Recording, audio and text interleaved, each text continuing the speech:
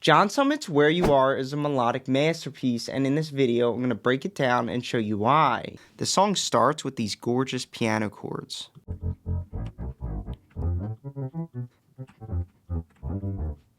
And the chords are an F major, A minor, C major, G major. Now, John Summit's style is very dressed up and layered, so we don't just get a squeaky clean piano in the intro. It has a lot of reverb on it.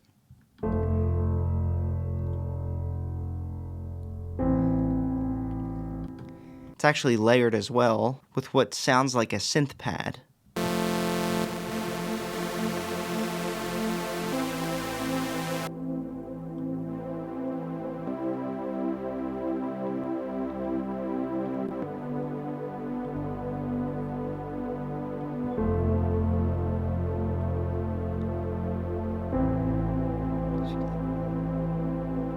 And we just get that gorgeous symphony of instruments. The other sound we hear in the intro is like his trademark sound that has become my favorite thing in the world to even put in my own songs.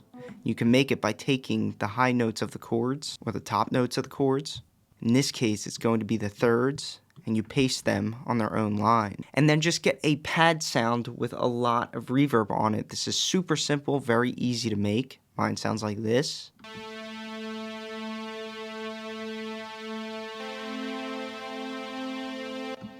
And then we're going to take an LFO style tool. This part's a little bit more tricky to make with free plugins.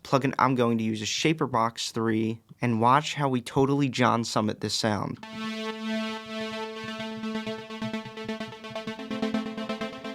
think we have to go up an octave. There it is.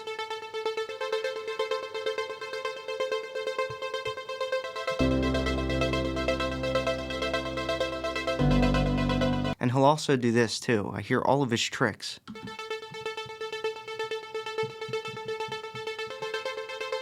Make it go from ear to ear.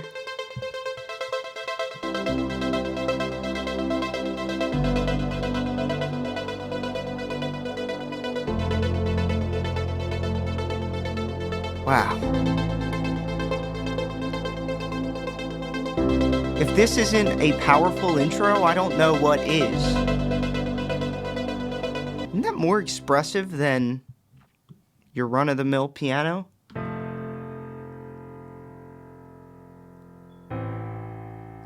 Like that piano, it sounds good, it sounds like a piano, but it sounds like everybody's piano. Dressing your sounds up and layering them is how you put your expression into the sound. That's what he is so good at. Now the intro develops into this very straightforward progressive house drum rhythm. We have a good clubby kick. And that kick hits on every beat. Then we have that tech house style hi-hat in between each kick on the upbeat. And we have a fairly bright clap that goes on every other kick. And then he fills up his drum rhythms with stuff like this. You can call these tops or 16th note hi-hats. Listen to the drum rhythm with these top loops versus without. They're just a lot emptier. Now with all these layers, we get introduced to another layer. And that layer is the bass. Now I'm going to use a synthesizer to create this bass sound. And his bass design is one of the reasons I think his music performs so well. I'm just going to take a very basic synth pluck. This is the same synth pluck I use in like every video. They're available on my website. And the notes we're going to play are just the bottom notes of the chords. So that F, A, C, and G. No, I think we're down an octave. Nice. Let's John Summit this bass. Now, John Summit uses a very active bass line in most of his songs. What I mean is that you're rarely going to hear one of his songs that just have a sustained bass note like this. And instead, you're going to get something like this, where we take the same notes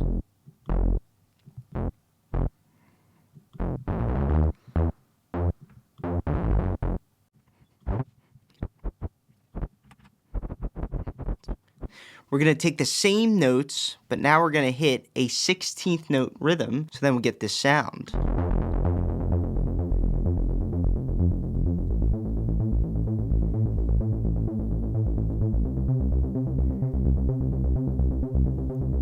It's a lot different than sustained bass notes. And as if that's not enough, there's also some bit of ducking going on.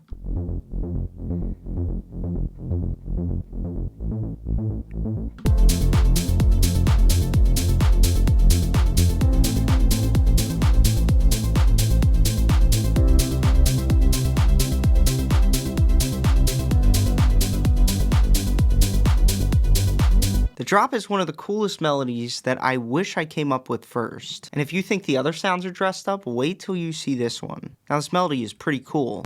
It's based on the bass notes. So the first note of each sequence of the melody starts on that corresponding bass note. So the first is going to be an F.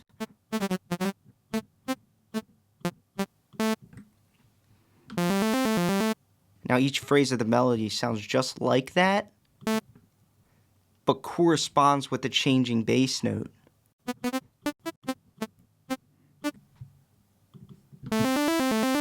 And the last one.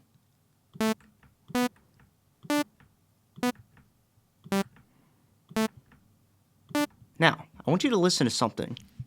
If we play the melody, we get these big gaps in between the phrases like this.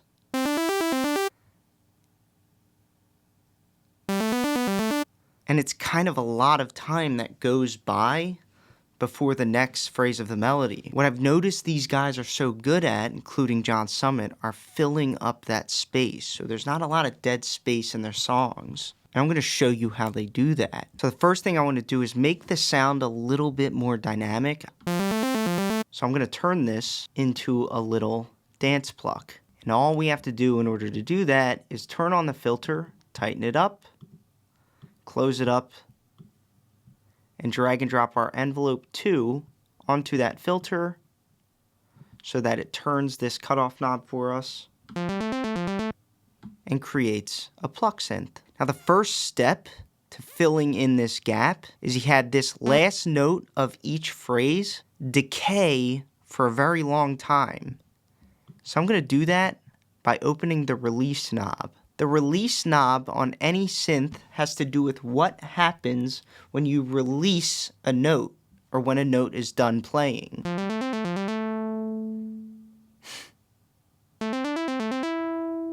Hear it? Now when you have large gaps like this, things like echo and delay and reverb can come in really handy. Here's some ping-ponging echo.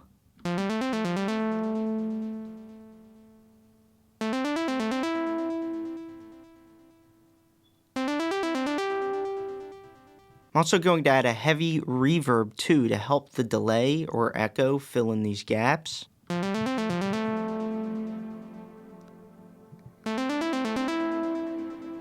That's so pretty. And we have to squash it with some OTT.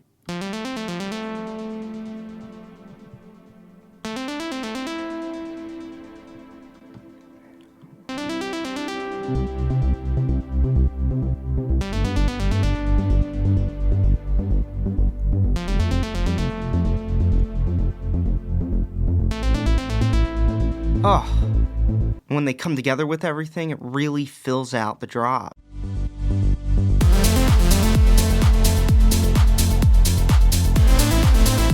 Such a heroic melody.